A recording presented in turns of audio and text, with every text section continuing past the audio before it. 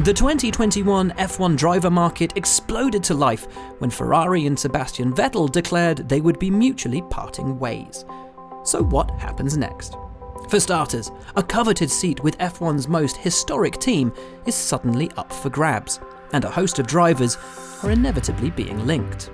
But there's also the question of Vettel's own future.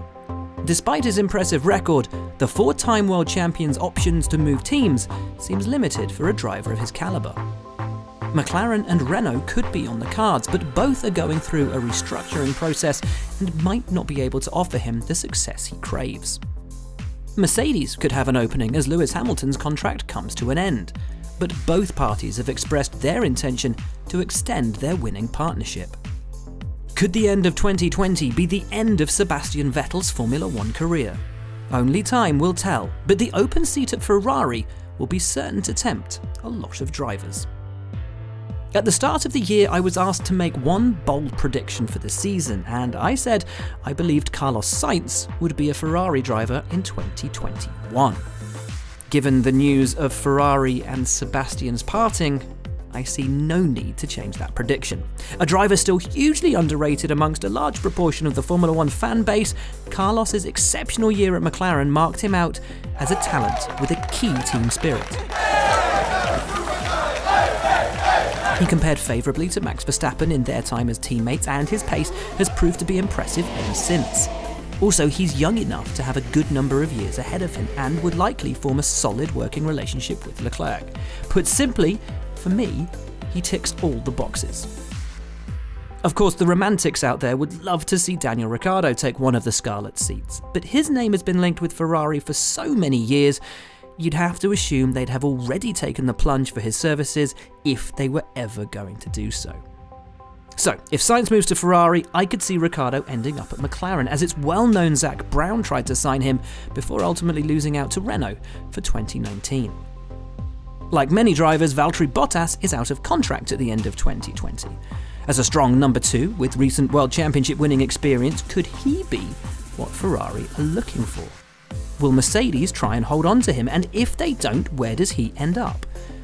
If the Sainz and Ricciardo carousel goes the way I think, and if Mercedes don't try and hold on to him, I wouldn't be shocked to see Valtteri end up at Enstone.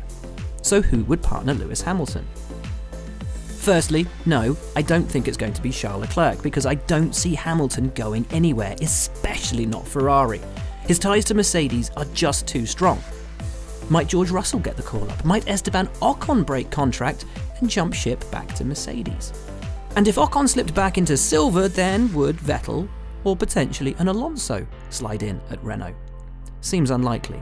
But speaking of unlikely, we do have to discuss Fernando Alonso. Of course he sees F1 as unfinished business, but is there a team that could match his expectations? Mercedes is a no-go, and frankly a return to Ferrari seems fanciful, as would a jump back to McLaren. Red Bull have a stable full of racers and don't seem interested, which would leave only Renault and, potentially, Aston Martin. Which opens up the question of Sergio Perez, a former Ferrari junior with an abundance of skill and an ability to create magic from mayhem. Could he yet end up as Leclerc's teammate?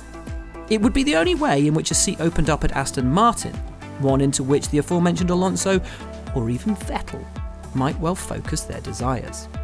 And what of the outsiders for that Ferrari seat? Antonio Giovinazzi would be the next in line if the Ferrari junior hierarchy is to be followed, but he does feel like an outside shot for a call-up to the Scuderia. The same is true of both Schumacher and Schwartzman, this opportunity coming so early in both their junior careers. And what about fan favourite Nico Hülkenberg? Again, you have to feel that given the data at their disposal, Ferrari might already have offered him a seat if it was ever going to do so. But for the sake of a bit of romance, let's leave his name in the mix. There is, of course, one final permutation. What if, and it's a big if, Toto Wolff took advantage of the now contractually free four-time world champion, pitched him against the six-time world champion, and gave Formula One the battle it's been craving for a decade? Hamilton versus Vettel in equal machinery. Wouldn't that be something?